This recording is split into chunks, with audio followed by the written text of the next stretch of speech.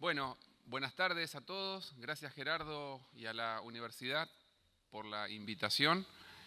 Les voy a contar un poco brevemente el rol que tiene la ADI, un poco cómo tenemos compuesta la cartera de nuestros distintos proyectos, principalmente el 90% de todos son de energías renovables. Y después un poco más en detalle voy a entrar en el programa geotérmico, contándoles en detalle los dos yacimientos geotérmicos que estamos en vías del desarrollo, que son Copahue y Domullo, y un poco, quizás lo que les va a interesar a todos los alumnos de arquitectura, explicarles un poco en detalle nuestra experiencia en el intento de realizar un proyecto de climatización geotérmica de una vivienda promedio, una vivienda de 180 metros. Avanzamos bastante, pedimos presupuestos y demás, algunos datos técnicos y bueno, por ciertas razones no lo pudimos llevar adelante, se los voy a contar cuando llegue el momento. Bueno, como ven en esta diapo, principalmente les cuento en forma breve quiénes somos, qué hacemos. La ADI, como bien dijo Gerardo, es una empresa del Estado provincial que fue creada en el año 2008 con el objetivo principal de buscar, explorar el mercado de inversores, tanto nacional como internacional, que se acerquen a nuestra agencia y afronten el desafío de desarrollar proyectos que son desarrollados previamente por nosotros. Hoy en día ustedes saben bien que, dada la situación macroeconómica del país y del mundo, la búsqueda de inversión genuina es bastante difícil. Desde la agencia no solamente tratamos de darle la parte de factibilidades técnicas y económicas a todos nuestros diferentes proyectos, sino también oficiamos de nexo entre el inversor y todos aquellos organismos públicos que puedan dar algún tipo de exención impositiva. La idea final es poder darle las garantías de que sea un negocio para ambas partes, tanto para el inversor como para nosotros.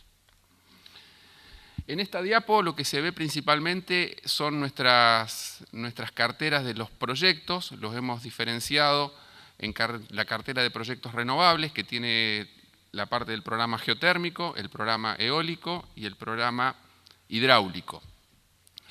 Y después estamos trabajando con otros proyectos que son, por ejemplo, la planta de fertilizantes, posiblemente a desarrollar en la zona de Arroyito. También estamos con el proyecto GIRSU, que es la gestión, ¿qué pasó? Se movió solo. La gestión de residuos sólidos domiciliarios. Eso se está trabajando para radicar esa planta acá en la zona de la confluencia, principalmente en el parque industrial de la ciudad de Neuquén. Y bueno, también estamos con la cartera de proyectos del tren trasandino y demás, pero son proyectos secundarios. Principalmente nuestro objetivo primordial es trabajar con la cartera de energías renovables. En este mapa se ven principalmente las ubicaciones de todos nuestros anteproyectos de energías renovables. En rojo podrán ver todo lo que es el programa eólico. Tenemos áreas en las cuales se está midiendo el recurso en la zona del Chañar, Añelo. Tenemos dos áreas en la zona de Cenillosa y Arroyito, una en la zona de Picún-Leofú, una en la zona de Bajada Colorada, en cercanías de Piedra del Águila, y dos en los alrededores de Zapala. En azul están las dos áreas geotérmicas, Domullo bien al norte de la provincia y el proyecto geotérmico Copahue, y en verde se podrán ver los tres aprovechamientos o los tres proyectos hidroeléctricos que estamos llevando adelante. Antes de entrar de lleno en el programa eólico nuestro, les voy a contar un poco cómo está el contexto mundial y nacional en lo que respecta a energía eólica. Como ustedes podrán ver acá en esta diapo, lo que está representado es la potencia instalada a nivel mundial desde el año 96 hasta el 2013. Si ven bien, en los últimos 5 años, desde el 2009 al 2013, se duplicó la potencia instalada de esta fuente de energía renovable en el mundo, ¿sí? Teniendo hoy en día cerca de 350.000 megas de generación eólica.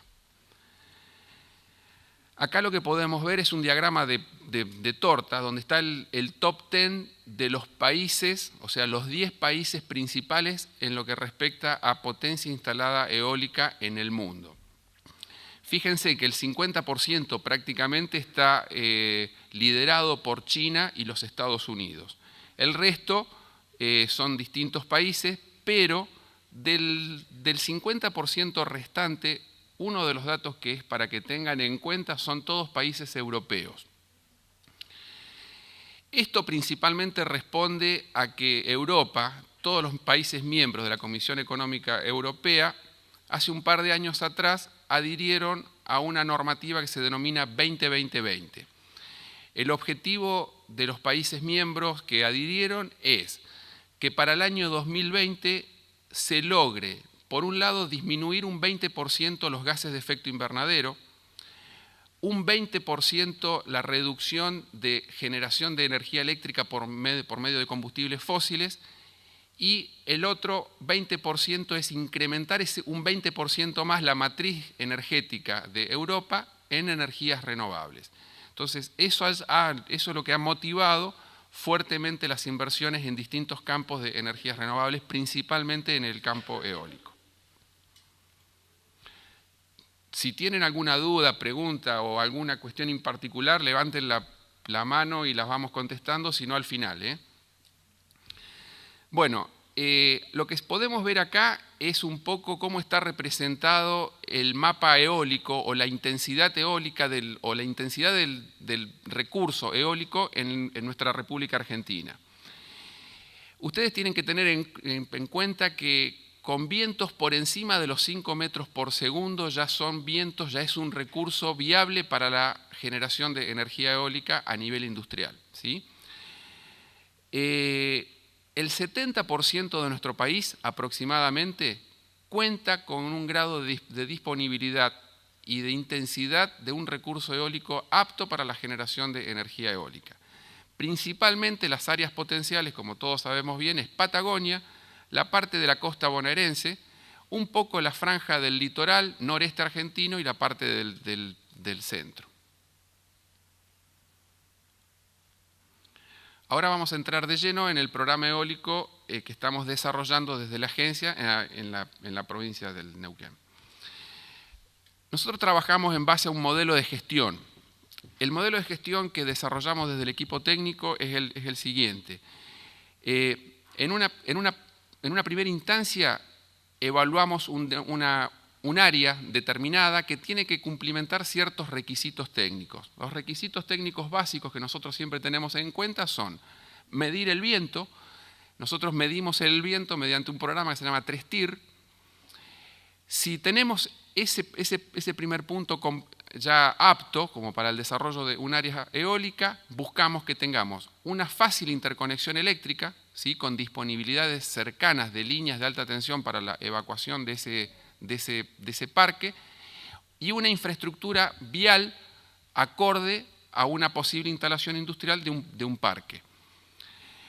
Delineado eso, armamos, o sea, ya le damos nosotros la prefactibilidad técnica a una determinada área. A partir de ahí armamos el modelo y armamos la convocatoria, o sea, armamos los pliegos para una convocatoria pública de inversores.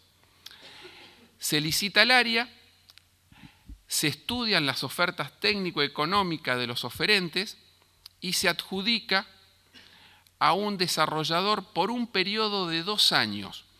En ese periodo, el desarrollador mide el recurso eólico a diferentes alturas mediante la instalación de torres anemométricas, ¿sí? Generalmente se mide a 90 metros, a 60 y a 40 metros. Se mide la intensidad, se miden las rachas, se mide la dirección del viento y se miden otros parámetros meteorológicos.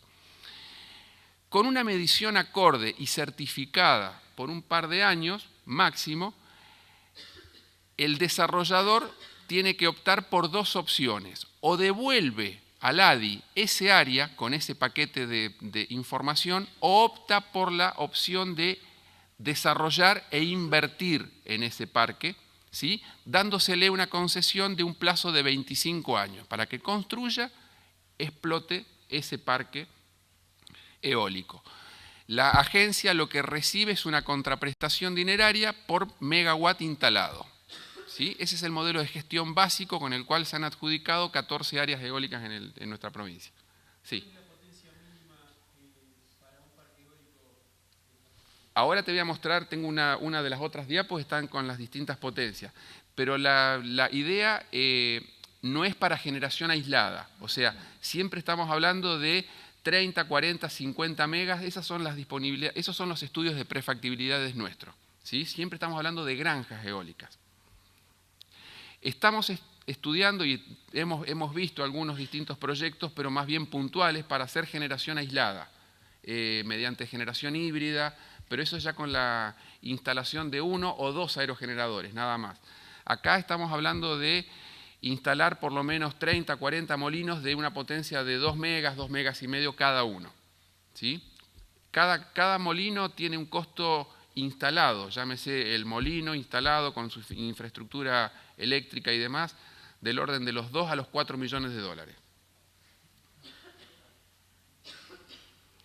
Bueno, acá están en detalle los distintos parques, ¿sí? Donde se está midiendo el recurso actualmente. Y esto es lo que les había comentado recién. Cuando comenzamos hablando un poco sobre el recurso eólico a nivel internacional, habíamos dicho que con 5 metros por segundo ya eran áreas aptas para la generación de energía eólica. No sé si se aprecia bien, pero bueno, nuestras áreas todas superan los 6 metros y medio por segundo y de ahí en adelante. No solamente que tenemos muy buena intensidad de viento, sino que tenemos grandes porcentajes de disponibilidad. O sea que estamos hablando de áreas que tienen entre un 35 a un 40% de disponibilidad anual como mínimo para plena generación, o sea, para la generación máxima. En las distintas áreas, en las últimas columnas, están las inversiones, ahí, y acá están las distintas potencias instaladas de los estudios de prefactibilidad que nosotros obtuvimos. Sí. 2 años. 2 años, como habíamos dicho recién. 2 años en algunas áreas que fueron adjudicadas a empresas internacionales. Como vos ves bien acá, dice la parte dice titular, estamos nosotros. ¿Por qué? Estas fueron áreas que fueron adjudicadas a empresas alemanas. Estas empresas alemanas midieron el recurso durante 2 años y por situación económica mundial y de nuestro país en particular, decidieron irse. Nosotros negociamos con ellos y nos hemos quedado con las instalaciones y seguimos midiendo el recurso eólico, ya siendo nosotros el titular, ¿sí? Y buscando por nuestra parte los inversores que puedan desarrollar estos diferentes parques. Bueno, sí. ¿Hay alguno que se esté desarrollando ya? No, lamentablemente no. Esto es un poco producto de la situación macroeconómica, ¿sí? Tanto internacional como nuestra. Estamos hablando de inversión netamente privada, que son inversión de riesgo, en las cuales les estás dando una concesión de un plazo de 25 años máximo, ese plazo contempla la construcción, ¿sí? Que nunca es menor a los 3 años, 4 años. Entonces estamos hablando de un periodo de 20, 21 años de generación, con inversiones que están en la última columna, o sea que son inversiones que son generalmente superiores a los 90 millones de dólares. ¿Y la tasa de retorno? Eso la fijan ellos. ¿Nosotros por qué?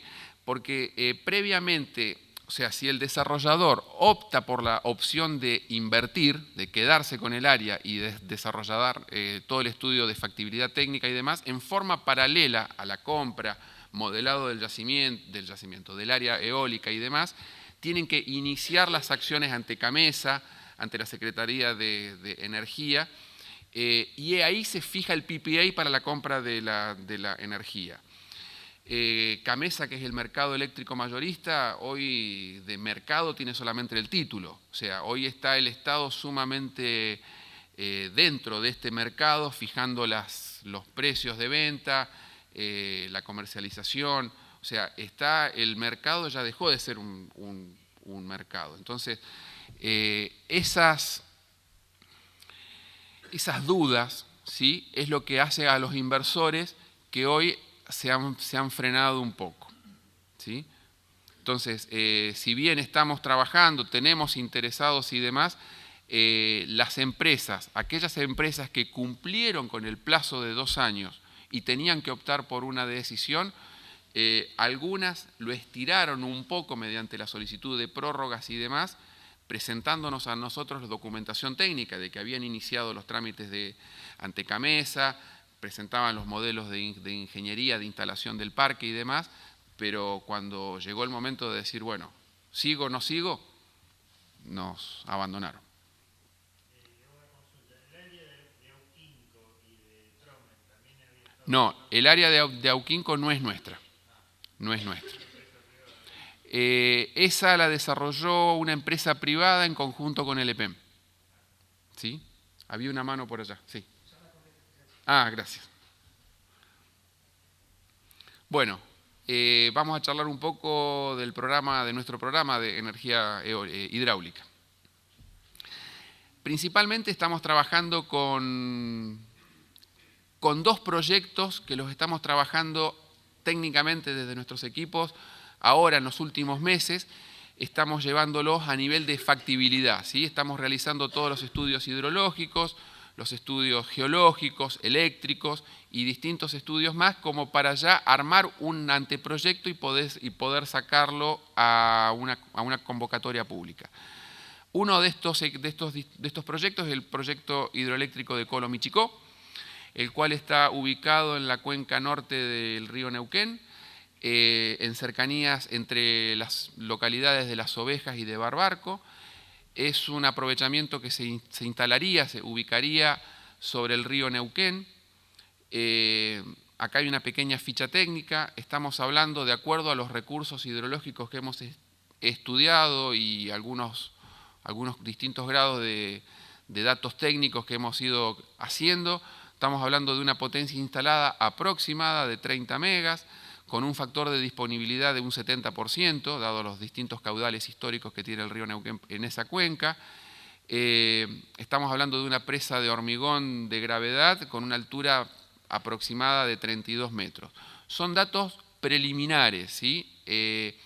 Son datos que van a ir terminándose de pulir por parte nuestra y van a formar parte de un grado de factibilidad técnica a la hora de largar la convocatoria a la calle.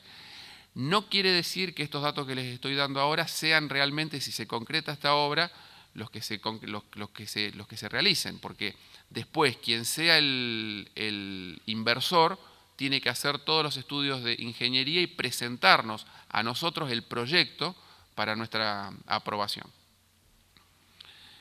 En la misma característica y en la misma sintonía tenemos el proyecto de los guiones. Está ubicado sobre la cuenca del río Nahueve, también en el norte de la provincia de Neuquén, a escasos kilómetros de la localidad de Las Ovejas. Es una presa también de hormigón con una altura promedio estimada del orden de los 45 metros, una disponibilidad de generación del orden del 50%, dado los estudios hidrológicos que hemos realizado. Y bueno, nos estaría dando, según nuestros cálculos, una potencia estimada del orden de los 30 megas. Por último, les voy a comentar, sí. Sí, obviamente, en forma, todos los estudios técnicos que comenté engloban desde los hidrológicos, los estudios medioambientales y demás. O sea, siempre se trabaja en paralelo con la Subsecretaría de Medio Ambiente. Todos estos distintos programas, te contesto particularmente en base a lo que me habías consultado. Todos nuestros programas, como requieren audiencia pública, se presentan, cuando se realizan este tipo de audiencias, se presentan todos los estudios ambientales previamente. Bueno, el aprovechamiento hidroeléctrico de Nahueve. Esta es una mini central hidroeléctrica. Está ubicada sobre el río Nahueve, en las cercanías del paraje Bellavista y de Villa Nahueve. Nosotros estamos considerando un proyecto que es un proyecto multipropósito. ¿Por qué? porque no solamente contempla la generación de energía eléctrica de una potencia de 4 megas, sino que tiene contemplado también la puesta bajo riego de hectáreas del Valle de Bellavista y la provisión de agua potable para los parajes de Bellavista y de Villa Nahhueve. El estado de esto es un proyecto que ya fue realizado, todos los anteproyectos por parte nuestra. Se realizó la convocatoria del año pasado, se preadjudicó a una empresa que es una UTE, y el estado actual, esta UTE está elaborando la propuesta técnico-económica para hacérnosla llegar en estos meses, ¿sí? Ya previo para terminar de cerrar nuestro análisis y adjudicar o realizar las observaciones correspondientes previo al inicio de todas las obras. Bueno, acá hay una pequeña ficha técnica. Estamos hablando de un caudal de 18 metros cúbicos, una generación de 4 megas, estamos hablando de una inversión del orden de los 18 millones de dólares, con un factor de utilización o un factor de capacidad del orden del 69-70%, esto es de acuerdo a los datos hidrológicos que hemos estudiado. Acá en azul está representada una traza tentativa del canal. Esto sería una presa, no una presa, sino una central hidroeléctrica circuito abierto. ¿Qué quiere decir? Que va a haber una SUT o obra de toma con una cámara de carga, un canal con una cámara de carga, tubería de presión, casa de máquinas y restitución al río, ¿sí? Estas serían las hectáreas que se pondrían bajo riego, y los parajes de Bellavista y de Villa Nahhueve estarían acá, que serían los que tendrían la provisión de agua potable. Bueno, otros datos técnicos de este emprendimiento. Bueno, vamos a entrar de lleno en el programa de energía geotérmica, que ese, sí. ¿Cuánto hace que está funcionando la ADI? Desde el 2008. ¿Y estos proyectos cuánto hace que están en desarrollo? Por ejemplo, hay algunos que hemos tomado, hay muchos proyectos hidroeléctricos, el de Los Guiones, el de Nahhueve, el de Colomichicó. En realidad nosotros agarramos la posta, vendría a ser, de viejos estudios que venían siendo realizados por Agua y Energía Eléctrica. O sea que son estudios que ya vienen con una antigüedad, o sea, ya hubieron equipos técnicos que habían puesto el ojo en esos lugares para el aprovechamiento hidroeléctrico. Lo mismo con el proyecto geotérmico Copahue. Es un proyecto que sus primeros estudios datan de 1973. O sea que la geotermia no es algo nuevo acá en Neuquén, y de hecho, desde 1973 hasta la fecha, todos los estudios que se han ido realizando han llevado el proyecto a un grado de factibilidad técnica tal que vos tenés hoy un recurso garantizado, sustentable para la generación de 30 megas, ¿sí? Con un horizonte de producción posiblemente mayor, pero hay que confirmarlo. O sea, las tecnologías que se usan para la geotermia son similares a las que se usan en la industria petrolera. Tenés que hacer un programa exploratorio en las cuales, una vez que vos perforás, descubrís el recurso, tenés que medir, evaluar, y en base a esos datos de presión, temperaturas y demás, sacás un modelado del yacimiento, ¿sí? Siempre teniendo en cuenta esos distintos parámetros, te dan una tasa de sustentabilidad, ¿sí? Eso es lo que termina de hacer que sea un recurso renovable. Con el programa de energía eólica es más nuevo. Todas las áreas las hemos desarrollado técnicamente nosotros, ¿sí? Había un pequeño mapa eólico de la provincia del Neuquén que fue realizado por el EPEN, pero si bien se lo tomó como una base, pero las áreas en particular las desarrollamos técnicamente nosotros. ¿Te hago una consulta? Sí. Con respecto al programa eólico, Sí. ¿hay algún proyecto cerca o en la zona de Zapala? Sí, en la zona de Zapala están hoy la Americana. ¿Querés que volvamos a esa diapo? No. La Americana, y la otra es Subida del Capo. Acá los tenés. La Americana y Subida del Capo. Una está 10 kilómetros antes y la otra está yendo como para Cobunco. ¿Sí? Más o menos eso, ¿cuánto va a generar? Busquémoslo acá. Ahí están, que no los veo. Subida del Capo. 75 y 50. Eso sería con la plena utilización del área, ¿sí? En nuestros distintos modelos de gestión, tanto para los programas eólicos como para el programa geotérmico, vos sabés que podés generar, de acuerdo a la superficie del área, lo que acaba de decir Gerardo, o sea, 50 megas en un área y 70 y pico en otra.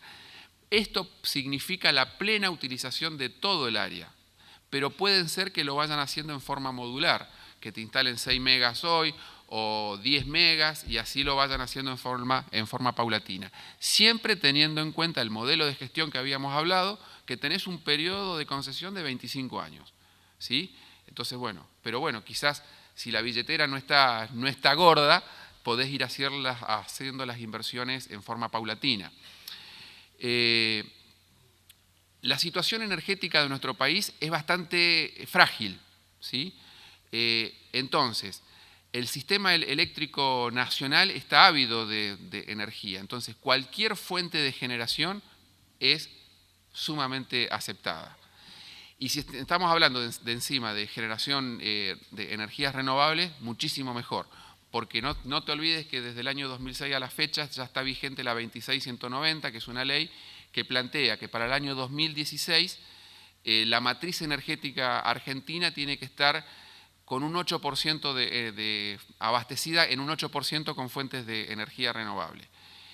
Hoy estamos bastante lejos de poder cumplir con ese requisito, ¿sí? Estamos a 2 años y te diría que, salvo, no sé, que suceda algo extraño, no vamos a llegar a cumplir eso, ¿sí?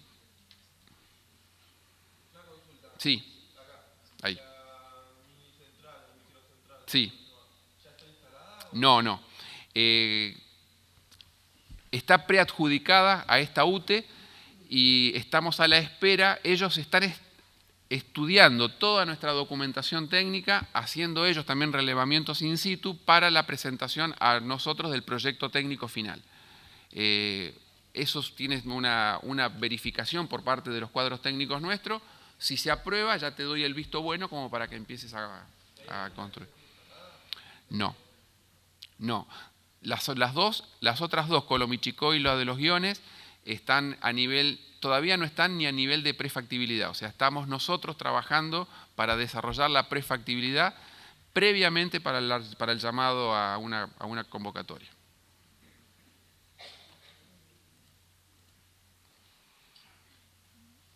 Bueno, sí.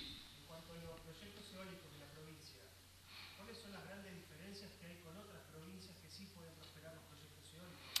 Como Mendoza, ahora que en el sur están por hacer un parque, San Juan, La Rioja y Santa Cruz, que ya tienen. Sí. Los vientos de Neuquén son, diría que mejores que Mendoza y San Juan. Sí, posiblemente. A ver. En las zonas de Chubut y Santa Cruz, donde ya hay parques eólicos funcionando, todos esos fueron los últimos que entraron en el proyecto Genren, que era un proyecto con financiación de nación. Lo mismo, o sea, los parques de San Juan, no tengo bien en detalle cómo fue el financiamiento, pero hubo financiamiento por parte del Estado provincial y del Estado nacional. En el de San Juan, prácticamente, en el de Arauco, de San Juan, el de San Juan tiene una participación estatal fuerte y te digo que lo están usando, si bien genera, lo están usando un poco como banco de prueba a todos los aerogeneradores que está desarrollando INSA. De hecho, fueron descubriendo problemas técnicos y los fueron arreglando, solucionando sobre la marcha. Habían tenido inconvenientes sobre los diseños de las palas, los sacaron de servicio, pusieron palas nuevas y bueno, lo están trabajando como un banco de prueba. La concepción nuestra del modelo de gestión, lo único que hacemos nosotros es desarrollar el área, o sea, desarrollar el proyecto a nivel de prefactibilidad y buscar inversión genuina. Eso quizás hace que se nos ha hecho un poco difícil la cosa, ¿sí? O sea, nosotros lo único que hacemos es oficiar de nexo quizás entre el inversor y las posibles exenciones fiscales que puedan existir para el desarrollo, ¿sí? Por ejemplo, como bien decía hace un rato, la 26190 lo que contempla es que para aquel inversor que desarrolle un proyecto de energías renovables tiene exención en el IVA. Neuquén adhirió a la 26190 y todos los impuestos provinciales también estarían exentos. Entonces nosotros lo que hacemos es oficiar de nexo entre el inversor y los distintos organismos para esas exenciones impositivas. Después, la inversión es netamente privada o es netamente genuina, no es con ningún tipo de participación estatal. Es más, dentro de la inversión, el modelo de gestión, tanto en los distintos programas nuestros, contemplan que ese inversor tiene que pagar un canon en concepto de regalía por el uso del recurso, llámese el recurso eólico, los vapores endógenos de los yacimientos geotérmicos o el recurso hidrológico, ¿sí? Tienen que pagar una regalía a la agencia. Todo lo que es el tendido para alimentar el interconectado también lo tiene que hacer, ¿no? Sí. Nosotros principalmente lo que tratamos de desarrollar los proyectos y cuando los damos con ese grado de factibilidad técnica, los damos con un grado de factibilidad energética también. O sea, les damos los estudios eléctricos pensando en que, o sea, todos nuestros parques eólicos o los distintos proyectos que estamos desarrollando tienen la garantía, mediante estudios eléctricos que los hemos realizado con la gente de la UNCO, de que pueden evacuar por las líneas existentes 30 megas o la potencia que ellos tengan pensada desarrollar, o la potencia máxima a desarrollar. Principalmente los parques eólicos están todos en cercanías de líneas de alta tensión. Lo que sí, el inversor lo que tiene que hacer es esos pequeños apéndices y la subestación transformadora o los seccionamientos y protecciones necesarios para la apertura de esas líneas de alta tensión. Pero no estamos hablando de más de 10 kilómetros en todos los parques eólicos, o sea, las distancias mayores nunca están superando esos 10 kilómetros. En el proyecto geotérmico Copahue, si bien hay una línea existente, no da la capacidad de carga para la evacuación de esos posibles 30 megas. Entonces, ahí lo que se hizo es, que quedó plasmado cuando hicimos la convocatoria, se construiría una línea en 132 kilovolt que uniría la central con la estación transformadora de Ñorquín y de Ñorquín-Chosmalal. De esa manera se cierra el anillo norte, el anillo eléctrico provincial norte, lo cual le da una mayor confiabilidad a todo nuestro sistema eléctrico. Y estamos hablando de una línea en 132 que anda en el orden de los 120 kilómetros. De esos 120 kilómetros, el inversor solamente tenía que realizar 50, los otros 60 los hacía el Estado provincial.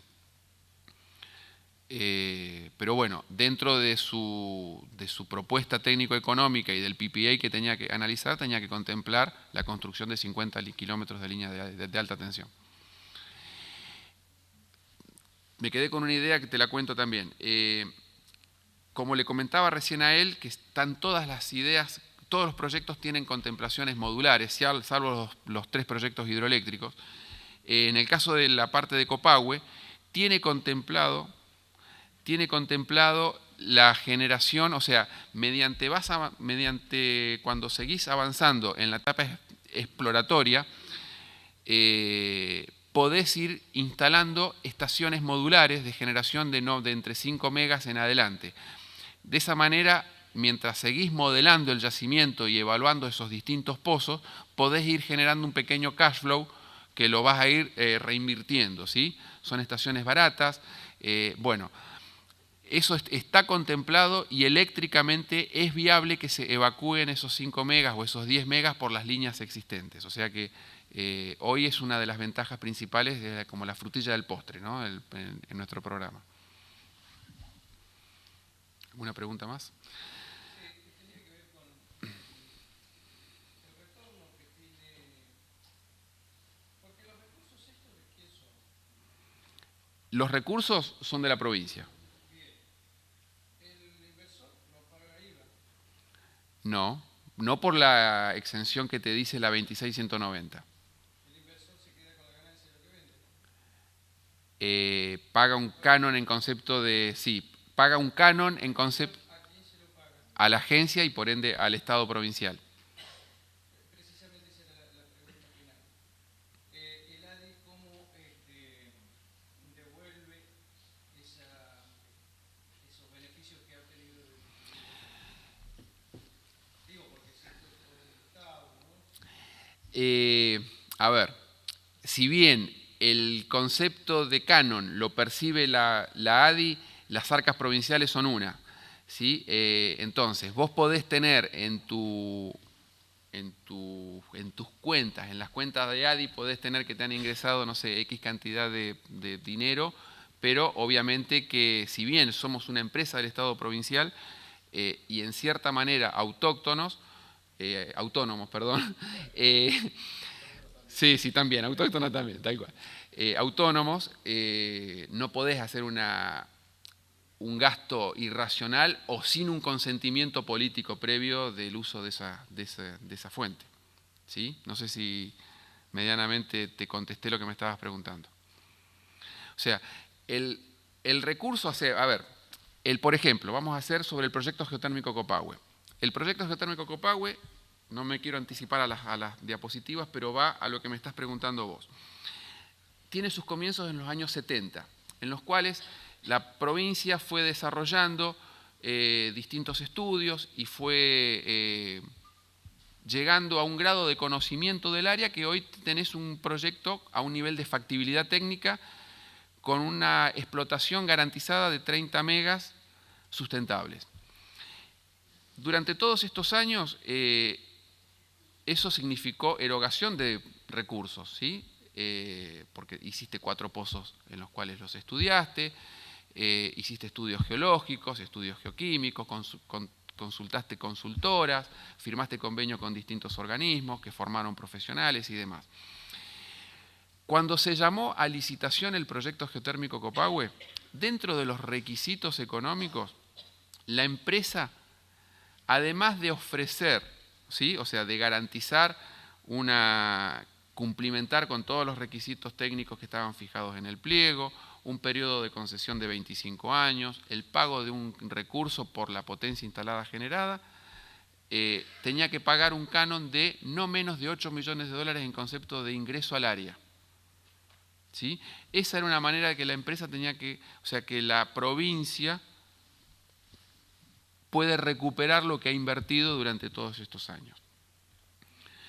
Eso fue en particular con el proyecto Copahue. Va a ser similar con Domullo. Domullo hoy está a nivel de prefactibilidad.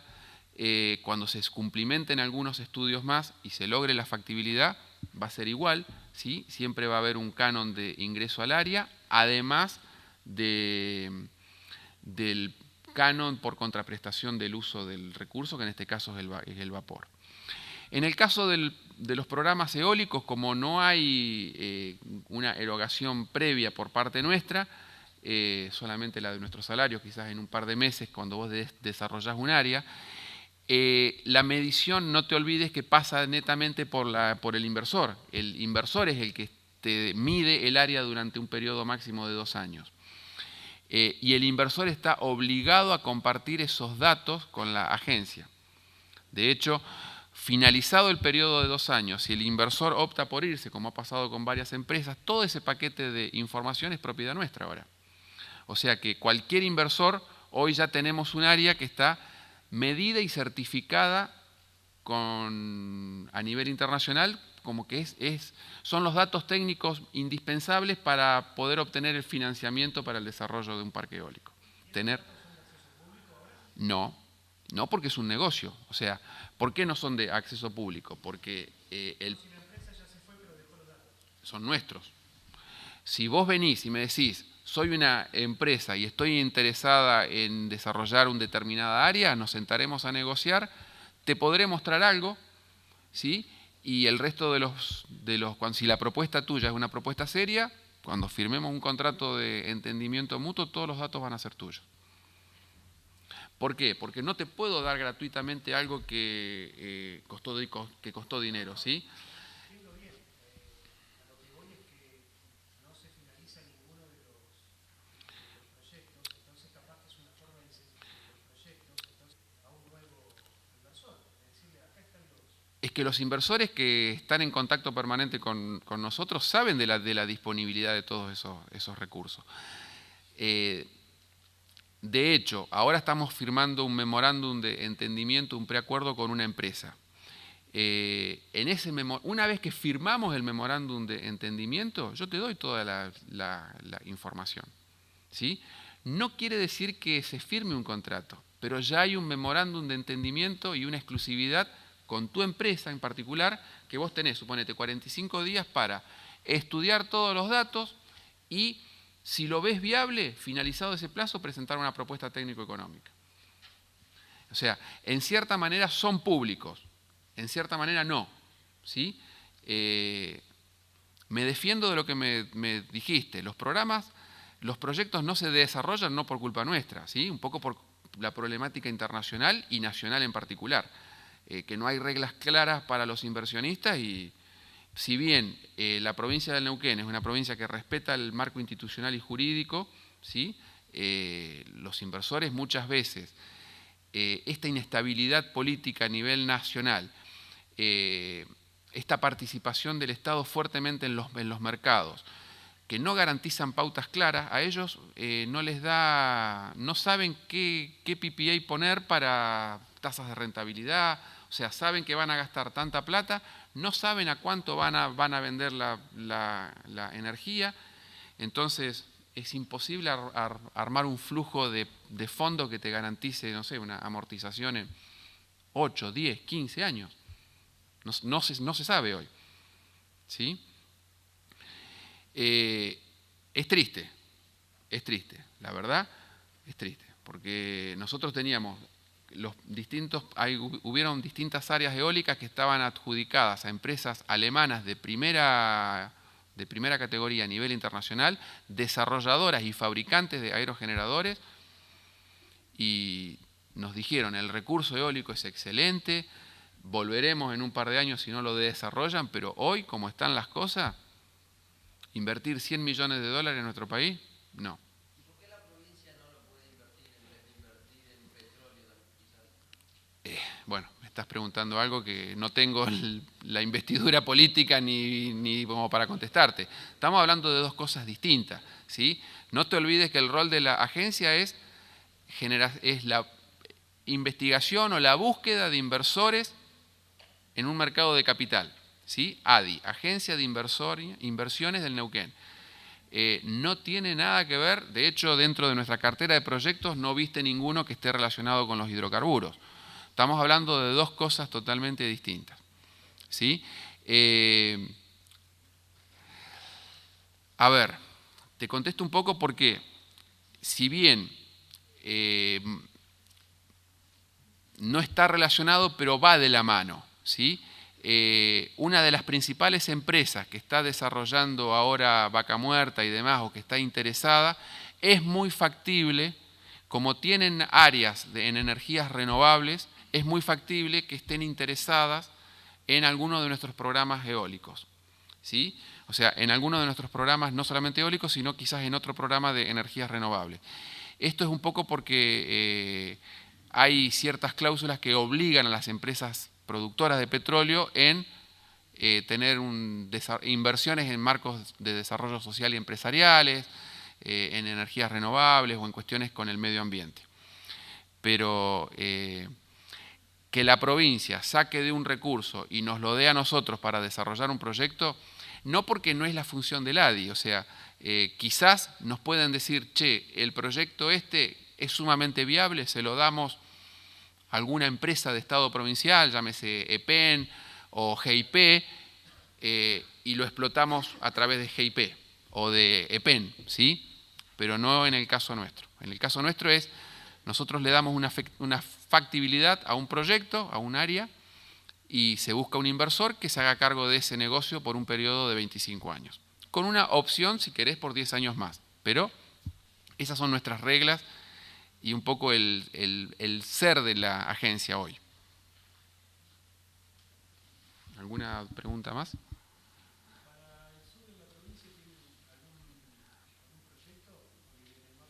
No. Tenemos algunos proyectos que no te los mencioné a nivel hidráulico, pero están muy preliminares, o sea, están a nivel estudio, en las zonas de Villa Langostura, en los alrededores de San Martín de los Andes, en la zona de Aluminé también hay algunos estudios hidráulicos, pero muy a nivel ni siquiera de prefactibilidad, o sea, se están estudiando. Sí. El 100% son inversiones de riesgo.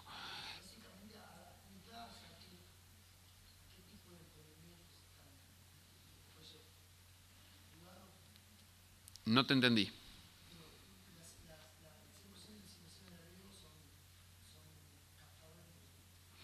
No, cuando te digo el 100% de inversión de riesgo, quiere decir un poco lo que le contestaba a él, que la provincia, salvo algún beneficio fiscal o impositivo, o la nación, salvo algún beneficio fiscal o impositivo, no te pone un peso. ¿Sí? O sea, directamente para la inversión. Vos no te olvides que previamente, antes de hacer una convocatoria por un determinado proyecto, nosotros hicimos una serie de inversiones a nivel de estudios técnicos, ¿sí? Estudios técnicos, hidrológicos, ambientales o lo que sea. Esa información está en el poder de ese inversor privado. Pero a partir de ahí, la ingeniería, la inversión y la explotación es netamente privada. Perdón, es inversión genuina de riesgo fuera de la provincia. Me pisé. No te quise decir privada. Si viene el Estado Nacional, suponete, con YPF, YPF dice, voy a desarrollar la central hidroeléctrica, la de los Guiones. Hacela. No importa quién es el inversor, o sea, si es estatal, si el dueño es el Estado o es una persona X, ¿sí? No importa. Pero estamos hablando de inversión, para nosotros es inversión genuina. ¿Sí? ¿Te contesté? No estás convencido.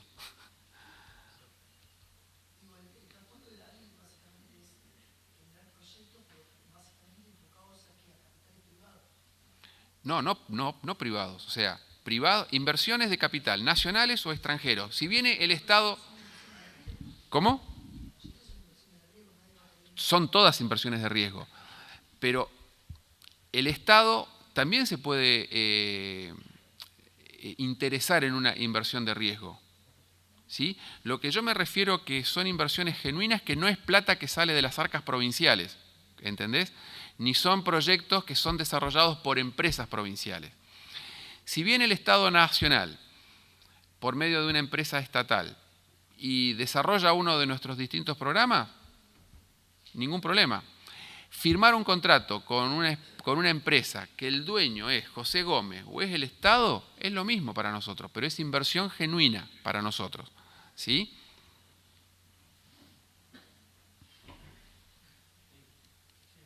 Bueno, energía geotérmica. Un poco, antes de entrar en detalle, tenemos que tener en claro qué es la energía geotérmica. ¿Sí? Es la energía que está acumulada en concepto por debajo de nuestra superficie terrestre en forma de calor. ¿Quién es la fuente de calor? Principalmente es el núcleo magmático que está en el centro de la Tierra. ¿Sí? Entonces, con ese concepto podríamos decir que es una energía que está disponible y accesible para en el 100% de nuestro globo terráqueo. Lamentablemente no es así. Hoy, con las tecnologías actuales, es una energía que solamente puede ser utilizada, solamente puede ser explotada en determinadas regiones. ¿Esas regiones cuáles son? Son aquellas regiones que por alguna falla geológica, por alguna cuestión estructural de placas, permiten un acercamiento, una intromisión de ese flujo magmático a una distancia sumamente cercana a la de la superficie terrestre. Desde el punto de vista geológico, hablar que tenemos una fuente magmática a escasos 10 kilómetros de profundidad es tenerla ahí, ¿sí? Es tenerla sumamente cerca. Entonces, en esas regiones donde se producen fallas estructurales que permiten ese surgimiento del magma a superficies, a distancias sumamente cercanas, que pueden ser por fallas estructurales o en todos aquellos choques de placas, ¿sí? Eso hace que la industria geotérmica principalmente esté muy vinculada con la actividad vulcanológica, ¿sí? Porque está relacionada con todos los sistemas vulcanológicos y hidrotermales. Una de las zonas a nivel mundial más reconocidas por sus campos de energía geotérmica son todos aquellos que están a lo largo del cinturón de fuego del Pacífico.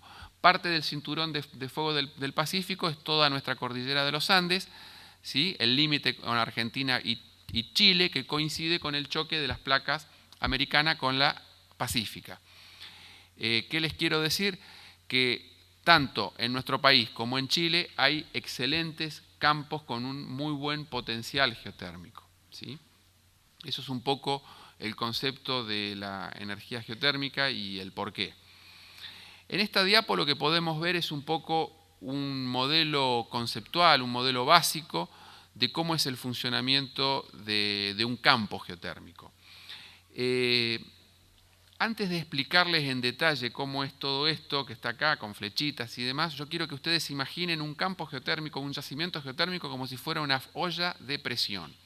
Esta olla de presión tiene una fuente de calor, que es esta intromisión magmática, vinculada con una actividad volcánica, ¿sí? Esta fuente de intromisión magmática está a una profundidad del orden de los 5 a los 10 kilómetros por debajo de la superficie terrestre. Las paredes de esta olla están conformadas por dos capasellos, ¿sí? Se denominan capasellos a una estructura geológica que sea impermeable, que tengamos una superficie impermeable sobre la parte superficial y una en el fondo. Y en el medio, un yacimiento geológico o una fracción de un campo de roca fracturada y porosa. Eso lo que permite que en las altas cumbres o en la zona del volcán se permite la zona de recarga por agua meteórica producto de las precipitaciones nibias o de la parte de precipitación de lluvias. Eso introduce el agua dentro de ese reservorio de roca fracturada y producto de esta fuente, de este calentamiento por la fuente magmática, podemos obtener temperaturas superiores a los 150 grados en los distintos fluidos. Podemos tener yacimientos de vapor dominante, ¿sí? Que son yacimientos que tienen, cuando uno los perfora, tenés directamente emanaciones de vapor con temperaturas superiores a los 220 grados centígrados. Cuando están por debajo de esas temperaturas, tenés generalmente mezclas de vapor y agua, y podés tener también yacimientos de agua dominante. Las diferencias en cada uno de estos yacimientos, estamos hablando del orden de entre los 130 a los 230 grados centígrados, o sea, pasar de un yacimiento de agua dominante a uno de vapor sobresaturado, lo que hace es que podamos utilizar el yacimiento para la generación de energía eléctrica, pero con las utilizaciones de distintas tecnologías, ¿sí? No es lo mismo una planta que utilice vapor sobresaturado, una que utilice agua dominante, ¿sí? Son técnicamente distintas, al margen de que el objetivo sea el mismo, que es la utilización de la fuente para la generación de energía eléctrica. Acá está un poco lo que les comentaba recién, pero bajando las temperaturas, ¿sí? Un yacimiento de alta temperatura, ¿sí? O de alta entalpía son principalmente para la generación de energía eléctrica. Podemos tener de agua dominante, agua vapor dominante o vapor dominante en particular. Después tenemos los yacimientos de temperaturas intermedias que están por debajo de los 100 grados. Acá la industria geotérmica lo que permite es la utilización de este recurso con fines industriales, ahumaderos, secaderos, ¿sí? Calentamiento a nivel masivo de viviendas. Esto se da mucho en Nueva Zelanda, en Islandia, ¿sí? Donde se utiliza la fuente de generación geotérmica para la calefacción de ciudades, de calles, ¿sí? Para el derretimiento de nieve. Y los de baja entalpía, de baja o muy baja entalpía, ya es particularmente para la climatización de viviendas o para la climatización de piscinas públicas y demás, ¿sí? Se puede utilizar en ese abanico de temperaturas todo el gradiente terrestre. En esto un poco está más en detalle lo que les comentaba recién, ¿sí? Tenemos vapor saturado, que está en el orden entre los 200 y los 100 grados centígrados, y por debajo de los 100 grados centígrados, lo que hablábamos de yacimiento de media y baja entalpía. En rojo podrán ver lo que es la parte, la utilización de acuerdo a la temperatura para la generación de energía eléctrica. En amarillo está todo lo que es a nivel industrial, las distintas opciones de la geotermia a nivel industrial, y a nivel gris todo lo que es la parte de climatización, o sea, más bien doméstico, ¿sí? El uso de la geotermia a nivel doméstico, climatización de calles, climatización de viviendas, de pequeños poblados, ¿sí? Piscinas, bueno, pequeños emprendimientos, llámese de piscifactorías pequeñas, bueno, etc. Acá lo que está representado es un modelo básico de cómo es el funcionamiento de una planta geotérmica. Esto es muy elemental, ninguna planta funciona con un solo pozo de generación, ¿sí? Requieren un abanico de varios pozos productores.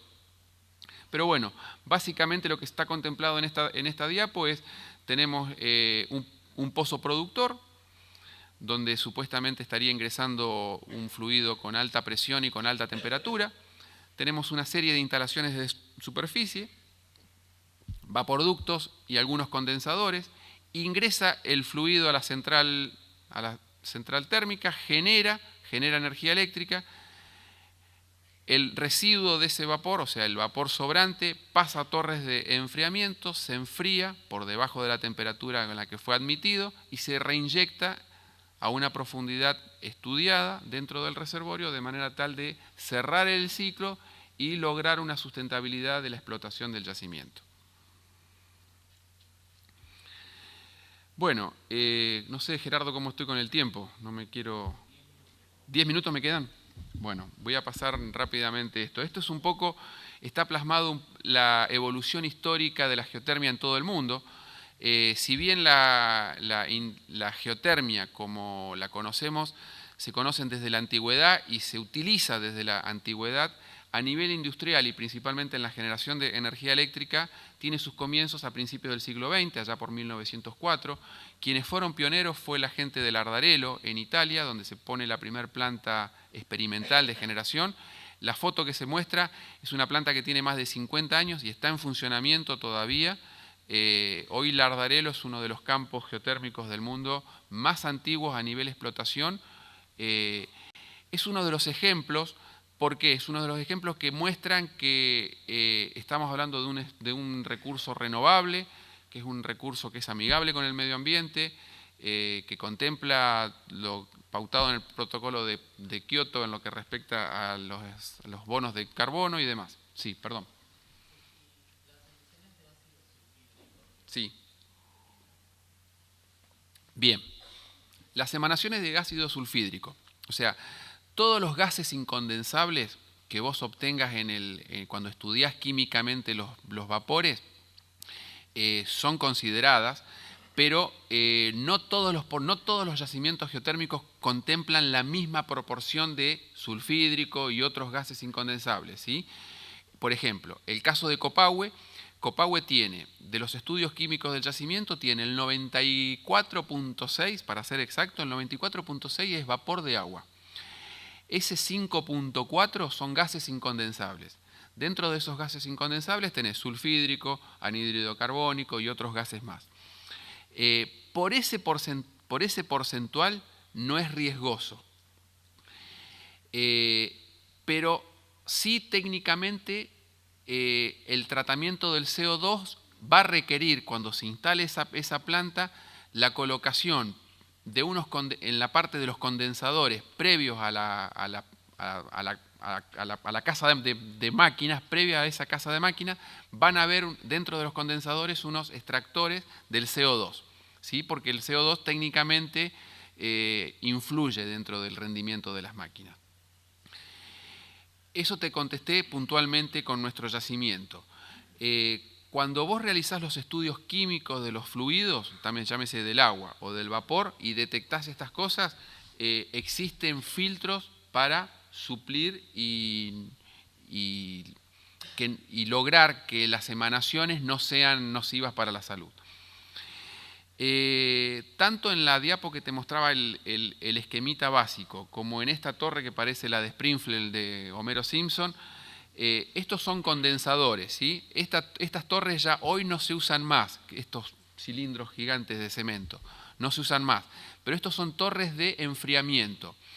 Lo que vos verías salir de ahí es vapor de agua, que es simplemente el enfriamiento de ese vapor que ya entregó gran parte del poder, de todo ese poder calórico, lo estás enfriando más previamente a su reinyección. Lo que emanás ahí son vapores de agua, producto del enfriamiento, no son desechos, ¿sí? ¿Alguna consulta más? Bueno, siguiendo un poco con esta historia de la geotermia en el mundo, Italia hace punta, le sigue Estados Unidos con el campo geotérmico de los Geyser en la zona de California. Es un campo que comienza con su explotación en 1921 y hoy sigue produciendo energía geotérmica.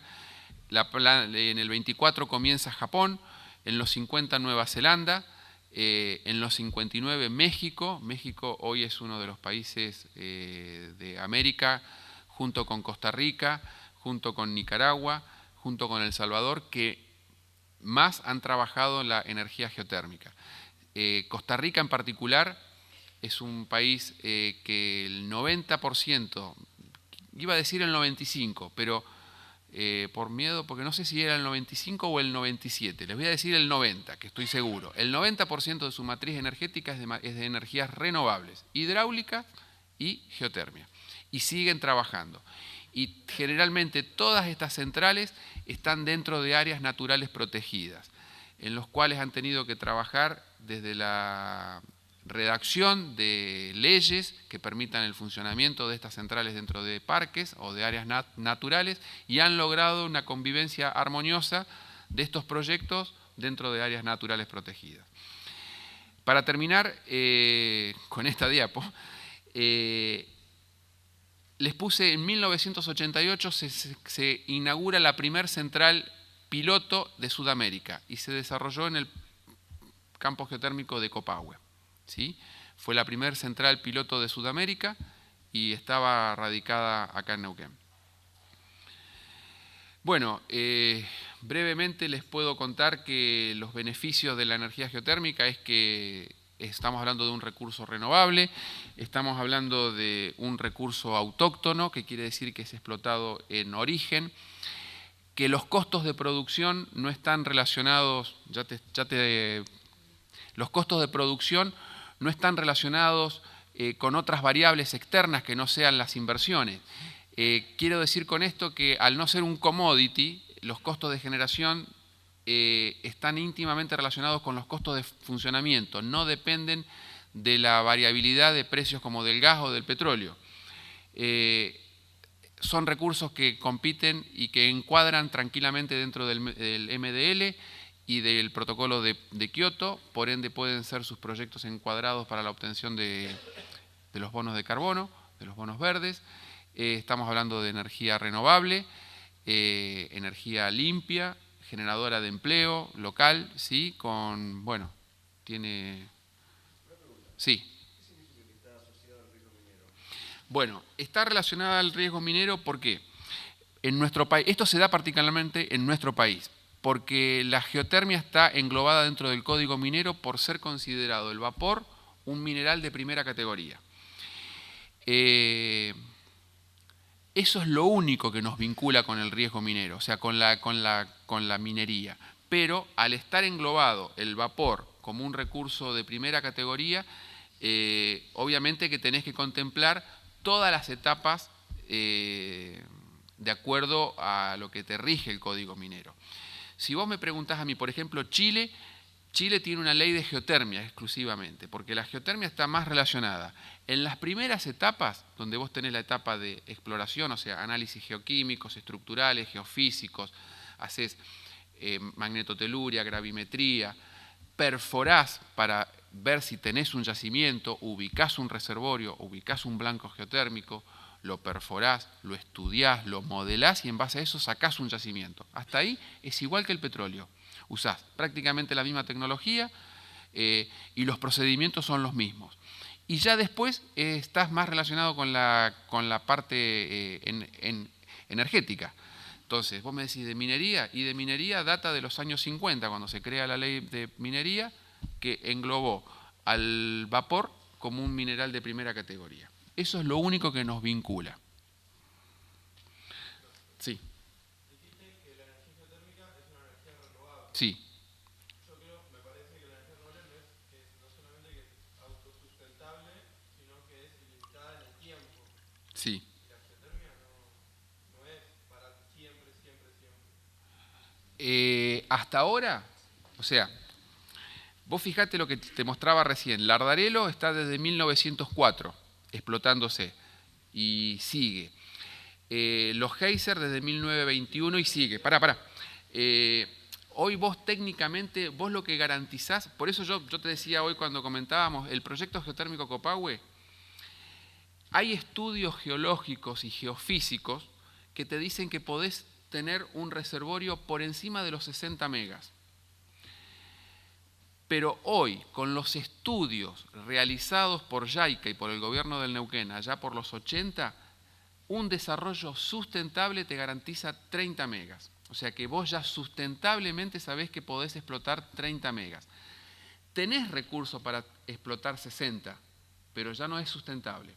¿Sí? Entonces, ¿qué te quiero decir con esto? Por ejemplo, el proyecto geotérmico Copahue, que es el que conozco al dedillo. Dentro de las inversiones que el inversor tiene que desarrollar, está previsto la colocación de un laboratorio. Ese laboratorio está contemplado en el pliego que tiene que ser monitoreado por un tercero. ¿Sí? Ese tercero puede ser conformado una entidad tripartita de 3 universidades, por ejemplo, para darle transparencia. Lo que vos estás haciendo en ese laboratorio es monitorear en forma permanente muestras de fluidos, muestras de gases, ¿sí? Que eso te va dando cómo está la tasa de explotación del reservorio. Eso, al ser fiscalizado, ¿sí? Hace que la sustentabilidad, suponete que vos digas, bueno, 30 megas, y el privado te diga, no, mira, yo puedo sacar más, no, es 30 megas. La experiencia en el mundo, o sea, ¿por qué hoy Lardarelo a casi 100 años o más de 100 años sigue produciendo y no ha tenido una caída en el campo de explotación producto de esto? De ese monitoreo en forma permanente del yacimiento. Vos no te olvides cómo es el concepto del modelo geotérmico, es una olla a presión, pero a diferencia que es una olla que está abierta, o sea, le está entrando agua en forma permanente. Vos por un lado tenés la recarga meteórica de la nieve y lluvia, por otro lado tenés la reinyección del fluido que acabas de sacar. Eso te va dando la tasa de explotación y la tasa de sustentabilidad. Experiencias negativas hubieron en Estados Unidos, o sea, hubieron experiencias negativas de las cuales la industria geotérmica aprendió, de todo el mundo aprendió. Lo que los americanos hicieron mal sirvió de libro para que todos a partir de ahí se fijaran protocolos y técnicas de funcionamiento y de explotación totalmente distintas.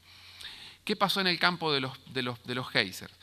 Estados Unidos, por ser un país que tiene muy abierta la cuestión de mercado, dejó abierto la explotación irrestricta de muchas empresas en ese campo geotérmico. Entonces, un campo que venía funcionando desde 1921, a mediados de los 70, con la crisis energética del petróleo y demás, hubieron fuertes inversiones en la generación de energía eléctrica y, bueno, principalmente el desarrollo de geotermia, porque era un recurso de fácil obtención, porque ya venían con estudios previos. Se instalaron muchas empresas y no hubo estudios de sustentabilidad. ¿Qué produjo eso? Produjo prácticamente el agotamiento del recurso geotérmico. Por ende, todas las empresas que estaban instaladas, de un día para otro se quedaron sin producción. ¿Sí? Pero bueno, es renovable. ahí no fue renovable producto de que hubo una sobreexplotación mal hecha del hombre. ¿Sí? Sí, es como si vos me decís el recurso hitícola. ¿Sí? ¿Es renovable? Siempre, sí, siempre y cuando no salgamos mañana y pesquemos todo. ¿Sí? Entonces, no sé si entendés el concepto.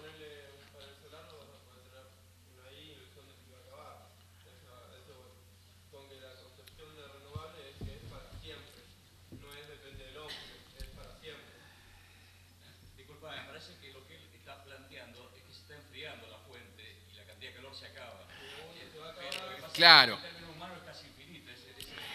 La fuente de calor, exactamente, es como dijiste vos, la fuente de calor está y es prácticamente infinita, inagotable, que es el núcleo terrestre. Lo que hace que no sea renovable, ¿sí?, es que vos estarías sobreexplotando ese acuífero, no le das tiempo a ese acuífero para que se caliente.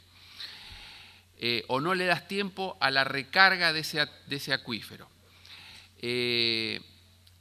Pero a ver, yo te contesto esto. ¿La energía hidráulica es una energía renovable? ¿Sí? ¿Y qué pasa si nosotros, no sé, por contaminación, por lo que sea, provocamos sequías? ¿Qué haces con las presas? Es culpa del hombre. No, pero yo te digo la hidráulica acá en los ríos. O el de la biomasa.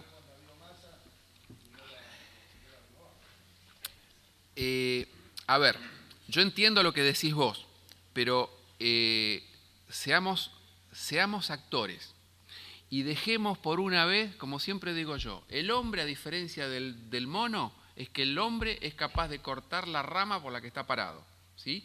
Así estamos. Entonces, seamos actores. Si hoy las malas experiencias de algunos campos geotérmicos o de algunos otros emprendimientos nos sirven de lección, bueno, qué mejor que los profesionales se formen, que los organismos gubernamentales aprenden y fijen los parámetros de control, de manera tal de que si tenemos la posibilidad de tener una fuente de calor que es prácticamente inagotable, lo único que tenemos que hacer es garantizar que la cantidad de agua que ingrese no sobrepase lo que se está sacando. De esa manera tendríamos la sustentabilidad de un recurso que es infinito. ¿Sí? Entonces, ¿qué te quiero decir? En los 70 se pensaba más en el signo peso. Bueno, hoy creo que tanto los empresarios, los países y todo el mundo en particular no deja de primar la rentabilidad económica de un proyecto, pero miran otros aspectos, los aspectos ambientales, los aspectos socioeconómicos, ¿sí? Vos fijate que en estos últimos años empiezan a tener en boga las inversiones aspectos como responsabilidad social empresaria, cosa que antes no. Bueno, hoy en día sí, se tienen en cuenta, creo que se está aprendiendo, ¿sí?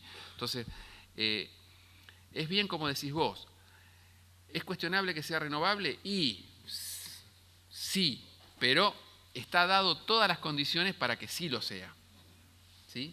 Había una mano por allá.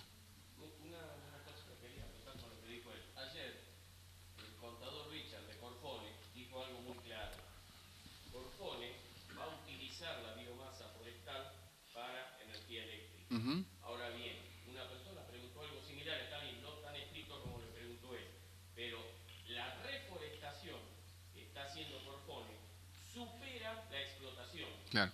Entonces, ahí se lo considera un aspecto renovable. Cuando vos reforestás más de lo que vas a consumir. El renovable es más o menos lo mismo que... Mirá, hablando sobre el proyecto Copahue, hoy yo te puedo decir...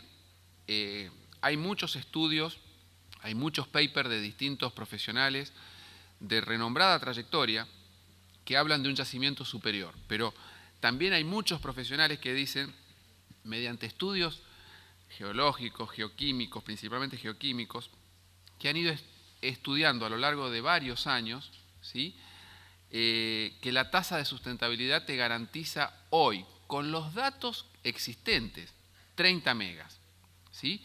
Los datos existentes son los datos proporcionados por 4 pozos a una profundidad de entre 1100 y 1400 metros.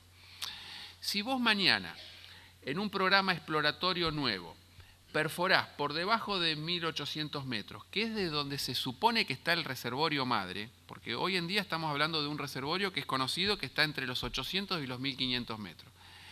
Pero todos los estudios indican que es muy factible y es muy posible que por debajo de 1500 o por debajo de 1800 esté el reservorio madre.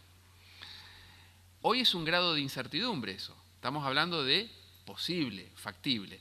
Para confirmar eso, ¿qué tengo que hacer? Perforar por debajo de 1800 metros, ver qué encuentro. Suponete que encuentre vapor.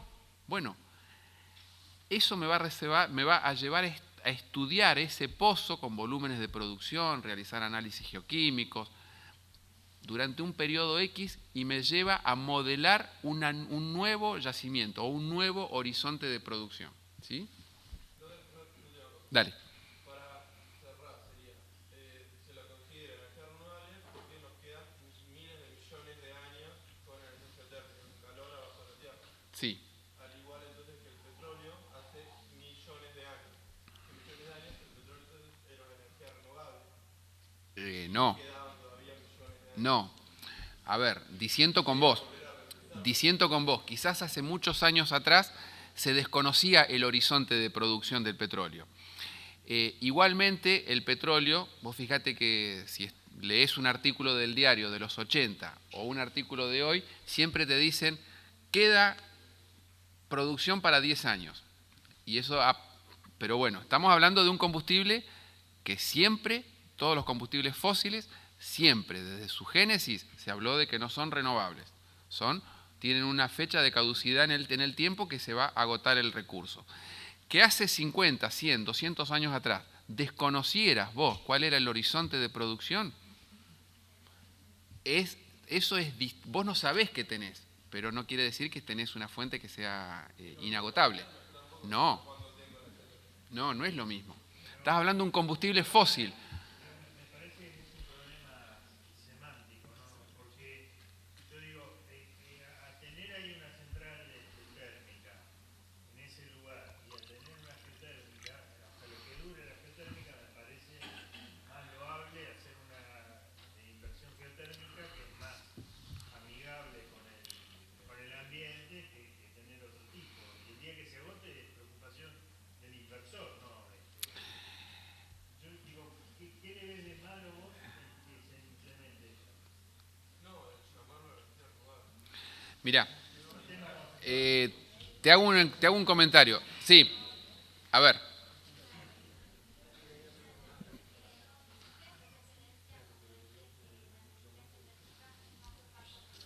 ¿Querés que te pasemos esto? Porque así te escuchan todos.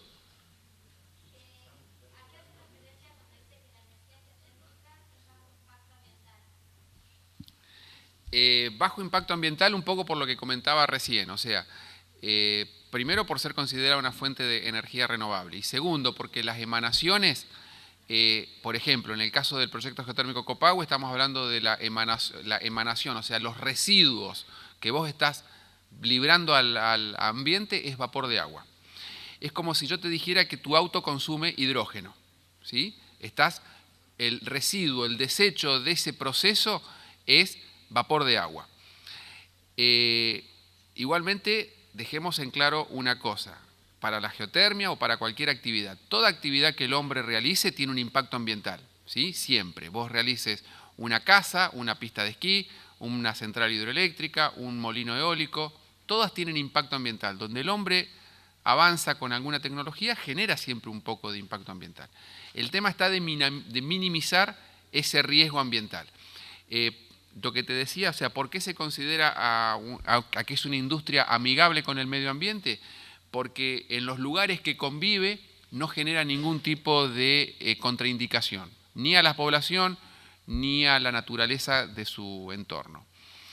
Si googleás vas a encontrar desde cuestiones sumamente loables de la energía geotérmica a que es el demonio más grande. Pero siempre fíjate en la fuente que cite y el grado de seriedad de la fuente de información y el grado de seriedad de la documentación que vos estás leyendo. Hoy hay países como Islandia, Nueva Zelanda, al margen de Italia, Costa Rica, en la zona de Centroamérica, El Salvador, que están trabajando fuertemente con el desarrollo de energía geotérmica y no hay ningún tipo de inconveniente. Han habido inconvenientes sociales, ¿por qué? Porque como toda cosa nueva siempre genera un rechazo. Pero superadas esas instancias, no tiene ningún tipo de contraindicación. Para que tengo ahí un muchacho. Bueno, contesto una pregunta y...